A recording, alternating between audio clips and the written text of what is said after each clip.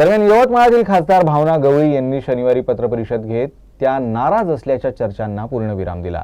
मेहनत करून पुढे येणाऱ्यांना नाराजी जाणवत नसल्याचं त्यांनी म्हटलं आहे। माझ्यासाठी पक्ष सर्वोपरी आहे। मला काय मिळालं किंवा काय मिळणार हे महत्त्वाचं नाही। तो एक महत्त्वाचा पक्ष आहे।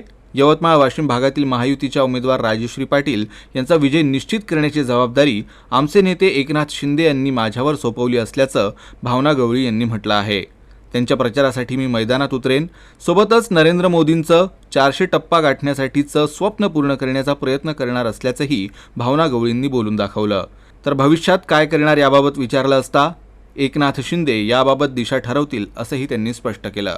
पक्षश्रेष्ठीचा निर्णय हा आमच्या सर्वांसाठी फार महत्त्वाचा असतो।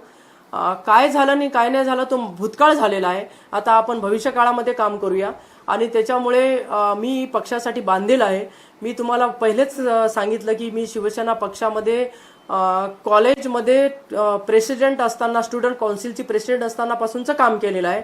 त्याच्यामुळे मी शिवसेनेसाठी काम करणार आणि म्हणून हा भाग वेगळा आहे की काय झालं नाही झालं त्याच्यावर ते मला बोलायचं नाही।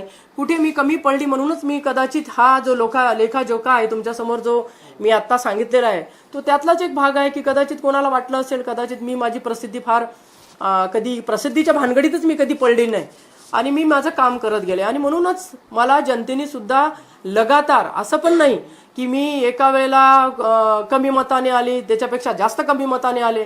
माझा हा मताधिक्याचा क्रम हा चढता आहे। म्हणजे पहिल्या वेळेला आले असेल त्याच्यापेक्षा दुसऱ्या वेळेला आली तिसऱ्या वेळेला आले।